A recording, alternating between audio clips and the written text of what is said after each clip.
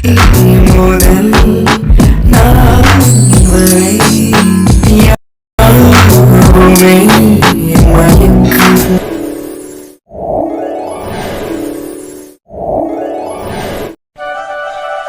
இன்னைக்கு மணக்க மணக்க சிக்கன் பிரியாணி சிக்கன் சுக்கா வச்சு சாப்பிடணும். ரொம்ப நாள் ஆச்சு இப்படி சாப்பிட்டு. வாயெல்லாம் ஒரு மாதிரி செத்து போன மாதிரி கிடக்கு. இன்னைக்கு யாராவது செஞ்சு சாப்பிடுவோம். என் பேத்தி கண்மணிக்கு ரொம்ப பிடிக்கும். என்ன பண்ணுறது, அவளுக்கு கொடுக்கறதுக்கு எனக்கு கொடுத்து வைக்கலையே. என்ன பாடுபடுறாளோ பாவம் அந்த பொம்பளை கட்ட மாட்டிக்கிட்டு. இந்த வீணா போனவன் என் மகன் எங்கே போய் தொலைஞ்சானே தெரியல. அவனை வேற நீ நான் தேடணும். நான் என்னதான் பண்ணுறது எனக்கு ஒன்றும் புரியல. எங்கேயோ போனவன் தான் இன்னும் வந்து சேரல. இவனை எல்லாம் இனிமேல் நான் நினைக்கவே மாட்டேன். என் பேத்தியை பார்த்துக்கிட்டு என் வாழ்க்கையை ஓட்டிட்டு போயிட்டே இருப்பேன். இவனை எதுக்கு நான் கண்டுக்கணும்? இவன் எனக்கு தேவையே கிடையாது. அவளுக்கு கொடுக்கணுன்னு தான் மனசு அடிச்சது. அங்கே போகவும் முடியாது. நான் இனி என்ன பண்ணுறது? எல்லாம் என் விதி. கண்மணி, இந்த பாட்டி உன்னை விட்டுட்டு சாப்பிட்றேன்னு தப்பா எடுத்துக்காதம்மா. பாட்டிக்கு ஒரு மாதிரியா இருக்கு வாயெல்லாம். அதனால தான் இப்படி பண்ணுறேன். மன்னிச்சிருமா கண்மணி. பாட்டி என்ன பண்ணிட்டு இருக்கீங்க? கொஞ்சம் பின்னாடி திரும்பி பாருங்க. கண்மணி, ஷமணி, நீ வந்துட்டியம்மா? ஐயோ, என்னால் நம்பவே முடியல. இப்போதான் உன்னை பற்றி நினச்சிட்டு இருந்தேன். எப்படிம்மா நினைச்ச உடனே வந்து நிக்கிற? கண்மணி, உன்னை நினைக்காத நாளில் எப்படிமா இருக்க? இந்த பாட்டி வந்து பார்க்கணும்னு உனக்கு தோணி இருக்கு. ரொம்ப சந்தோஷமா இருக்கு கண்மணி. பாட்டி அழுவாத பாட்டி. பாட்டி விடு பாட்டி. அதான் வந்துட்டல்ல, அழுகாத. நீ அழுதினா எனக்கும் கஷ்டமா இருக்கும். பாட்டி அழுகாத. பாட்டி, ஏன் பாட்டி இப்படி அழுகுறீங்க? உங்களை பார்க்கணும் தானே நாங்கள் வந்தோம். இப்படி அழுதா எப்படி இருக்கும் சொல்லுங்க? எந்திரிங்க, கண்ணை தொடங்க. என்ன பண்றது மாப்பிள்ள, என் பேத்தியை பிரிஞ்சு இருக்கிறத என்னால் தாங்கவே முடியல. அதுதான் எனக்கு ஒரு மாதிரி வந்துடுச்சு. மன்னிச்சிடுங்க பாட்டி.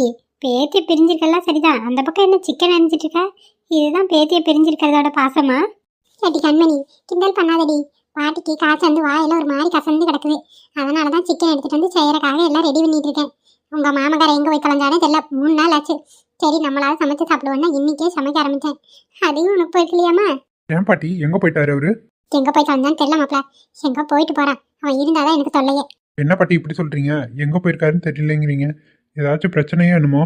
பிரச்சனையா இருந்தாலும் எனக்கு கவலை இல்லை. அவன் தேடிக்கிட்டதா அவன் தான் சந்திக்கணும். விடுங்க. சரி, உள்ள வாங்க 2 பேரும். அழுதுட்டு இருக்கேன் அப்படி இப்படின்னு பார்த்தா எங்க சிக்கனா அஞ்சு போட்டுட்டு இருக்கிற? ஏன் பாட்டி? அதான் சொன்னல்லடி, பாட்டி வாய் நம்ம நம்மங்குதுன்னு. இவ வேற அதையே சொல்லி காட்டுறா. நான் சும்மா தான் சொன்னேன், வா. ஆமா, நீங்க 2 பேரும் இன்னைக்கு நம்ம வீட்டிலே சாப்பிட்டு போறீங்களா? சிக்கன் பிரியாணி சிக்கன் சுக்காவும் செய்யறேன். சரிங்களா மாப்பிள்ள? சாப்பிட்டு போறீங்களா? என்ன பாட்டி இப்படி சொல்றீங்க? நாங்க கொஞ்சம் வெளியே போற வேலை இருக்கு. டைம்ல பாட்டி. என்ன மாப்பிள்ள இப்படி சொல்றீங்க? நல்லா பாட்டி 10 நிமிஷத்துல படப்படன்னு செஞ்சிருவேன். நீங்க ஃபர்ஸ்ட் உள்ள வந்து உட்காருங்க, வாங்க. சரி பாட்டி, வா உள்ள போலாம். வரேன் பாட்டி. ஆமா, எங்கம்மா இங்கே கிளம்பி நிக்கிறேன்? அத்தா எங்க போனானே தெரியல. அதான் பக்கத்து வீட்டுக்காரிக்கிட்ட கேட்டுட்டு வரலான்ட்டு கிளம்புனேன். கோயிலுக்கு போயிட்டு வந்தீங்களா? ஆமாத்தா, கோயிலுக்கு தான் போயிட்டு வந்தோம். சரி சரி, சந்தோஷம். கல்யாணம் இருந்து 2 பேரும் சேர்ந்து எங்கேயும் வெளியே போனதே இல்லை. இன்னைக்காச்சும் பரவாயில்ல போயிட்டு வந்துட்டீங்க. சரிம்மா, நீ போய் பார்த்துட்டு வா. வந்துடுறாரு. சரிம்மா. அவந்திகா, நான் கிளம்பட்டுமா? நீ போய் கொஞ்ச நேரம் படுத்து தூங்கு. அம்மா வரைக்கும் எப்படி லேட் ஆகும்? சரிங்க. உள்ள வாங்கல, ஒரு கப்பு டீயாவது போட்டு தரேன்.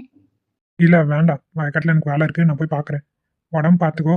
எதுனாலும் சொல்லு, இல்லைன்னா நைட்டு கூட ஆஸ்பத்திரிக்கு போகலாம். சரியா? சரிங்க. எதுவும் பிரச்சனை இல்லை, நல்லா தான் இருக்கேன். பார்த்துக்கலாம், விடுங்க. என்னமோ சொல்ற, இப்படியே விட்டுட்டு போகவும் மனசு அடிச்சுக்குது. கேட்காத மாட்டேங்கிற, என்ன பண்ண?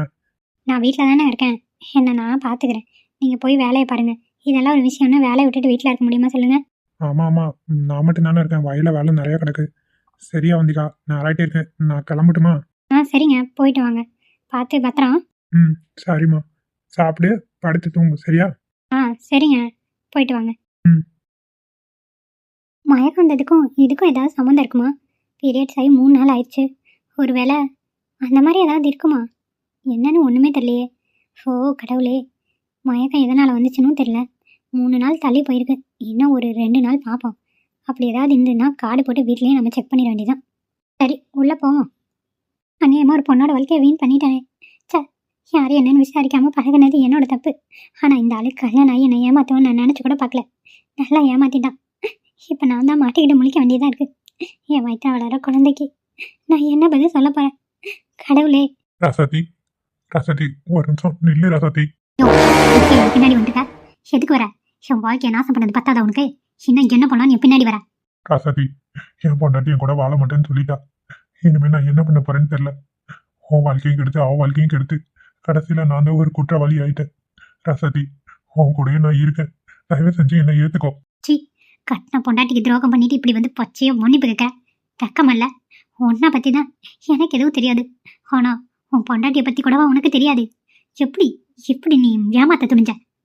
தப்புதான், இல்லைன்னு சொல்ல வரல. தயவு செஞ்சு என்னை மன்னிச்சிடு. நீ இப்ப எங்க போற? நான் எங்க போனா உனக்கு என்ன? சொல்லு. தயவு செஞ்சு சொல்லு ரசதி. நீயும் என்ன நோகடிக்காத. நான் மாசமா இருக்கேன், அதனால போய் டாக்டர் கிட்ட செக்அப் பண்ண போறேன்.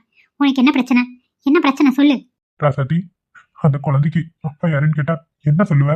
ஆ, உனக்கு அப்பாவே இல்லைன்னு சொல்லுவேன். ஏன் இப்ப உனக்கு என்ன பிரச்சனை? ரசதி, உனக்கு குழந்தை பிறக்கிற வரைக்குமாவது உன் வீட்டுல ஒரு பக்கமா இருந்துக்கிறேன்னு. தயவு செஞ்சு இதை மட்டும் எனக்காக பண்ணு. உன்னை நான் தொந்தரவு பண்ண மாட்டேன். அவ என்கிட்ட பேச மாட்டேன்னு போயிட்டா ராதா. அவளை இனி நான் தேடவும் முடியாது. அவளை தேடி போய் கடைசியில ஒன்னு நடுவழியில விடவும் முடியாது. நீ மாசமா இருக்க, உன்னை நான் பார்த்துதான் ஆகணும். என்ன எனக்கு பாத்துக்க தெரியும். நான் ஒன்னும் உன்னை நம்பி இல்ல, சரியா? தயவு செஞ்சு கிளம்பி இங்க இருந்து. மாசமா இருக்க உன்னை விட்டுட்டு நான் எங்க போவேன்? ஏற்கனவே நிறைய பாவத்தை பண்ணிட்டேன். இந்த பாவத்தை பண்ண மாட்டேன் ரசதி. நான் உன் கூட வரேன். உன் பக்கத்துல ஒரு ஓரமா நின்னுக்கிறேன்.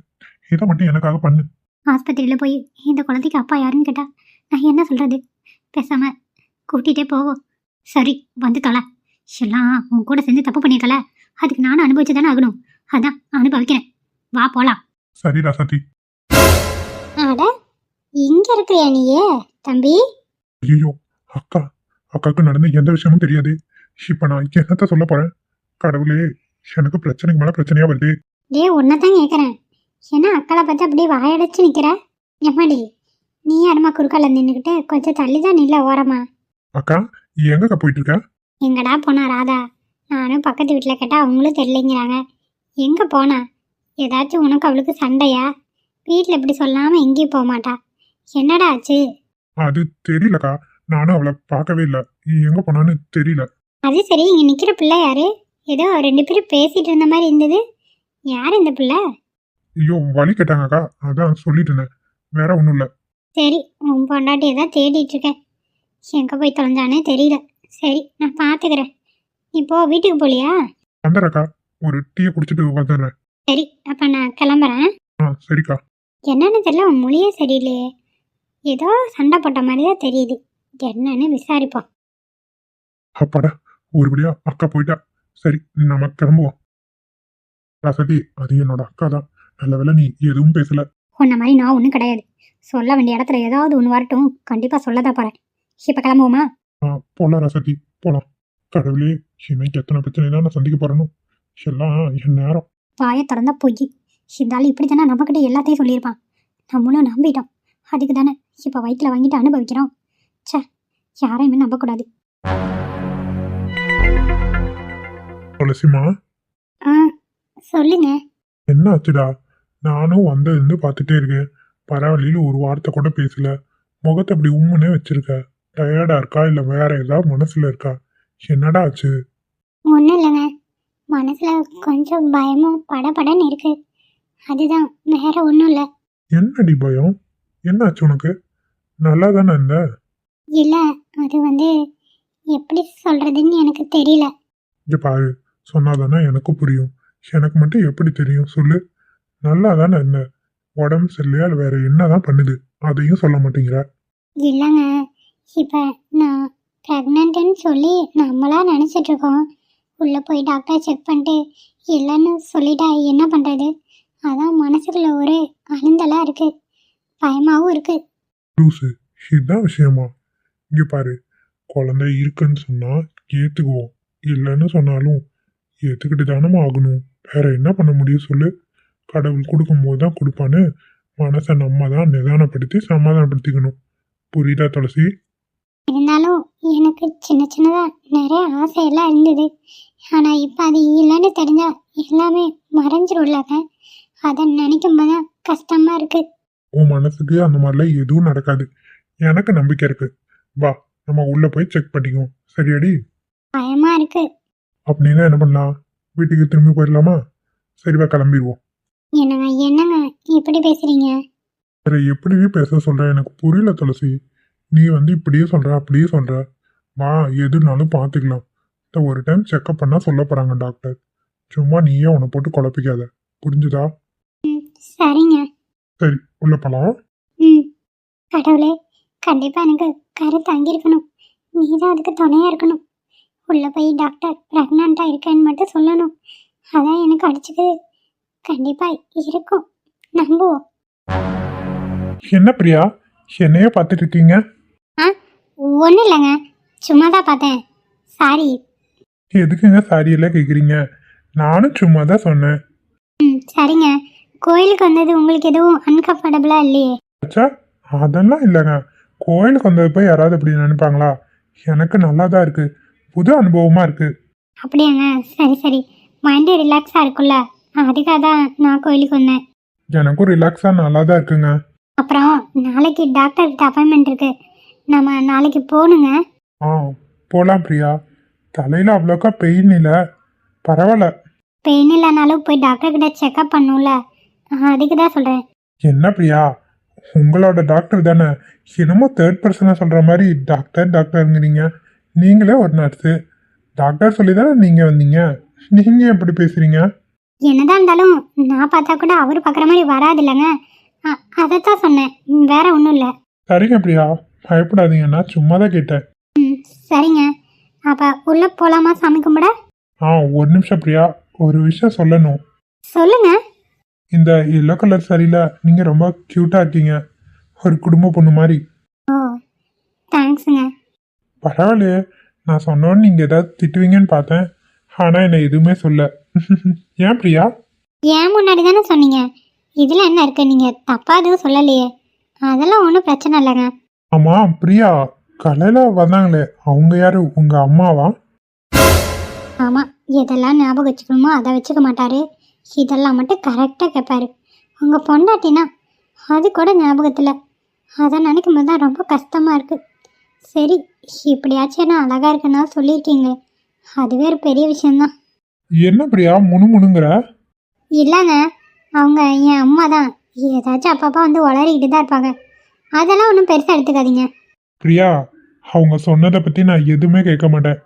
எனக்கு தெரில, உங்கள் லைஃப்பில் என்ன நடந்திருக்கும் என்ன ஏதுன்னு எனக்கு தெரியாது இல்லையா? அவங்க உங்களோட அம்மா.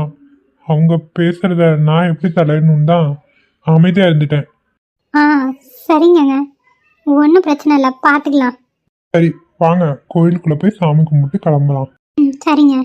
அப்பாடா, ஒரு வழியா பெருசாக எதையும் கண்டுக்கல. இல்லைன்னா நோண்டி நோண்டி கேள்வி கேட்டிருப்பாரு. எப்படி சமாளிச்சிருப்பேன்? அம்மாவுக்கு இருக்கு, தனியாக போய் அதை பார்த்துக்கிறேன். வீட்டில் போய் அவளை புத்திமதி சொன்னா தான் அது அடங்கும்.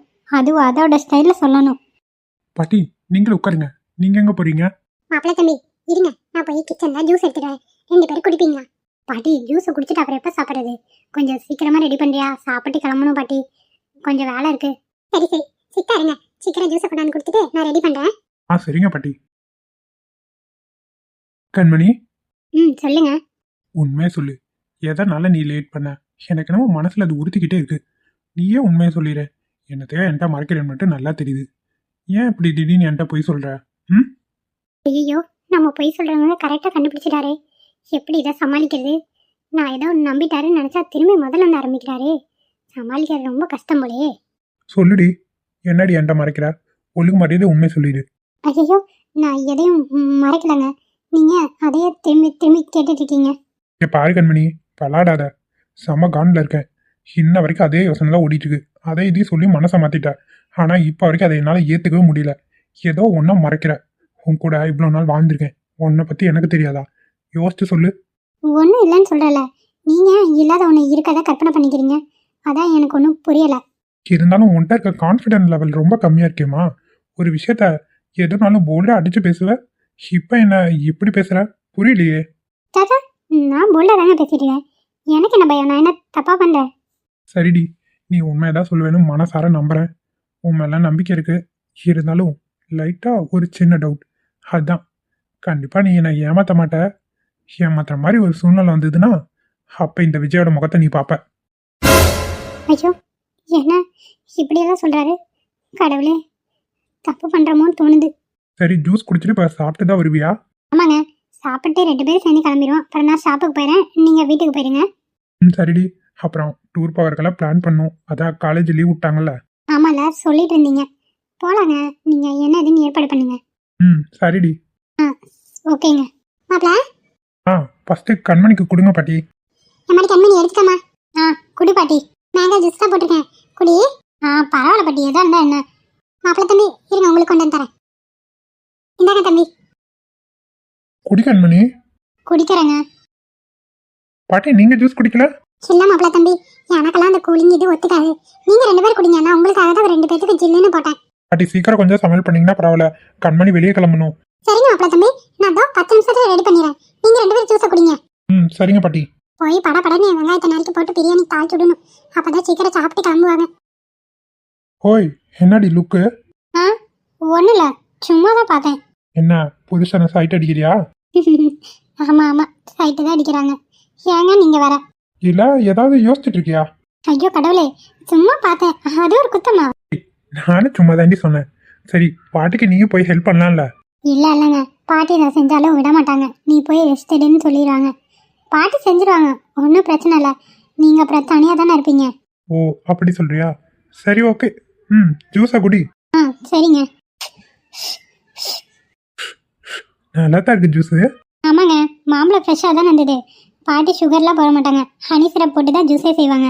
அதான் டிஃப்ரெண்டா இருக்கா? என்னடா ஒரு மாதிரி புதுசா இருக்கேன்னு பாக்குறேன். அவங்க எப்பயும் ஹனி போட்டு தாங்க குடிப்பாங்க. Nice taste. குடிங்க.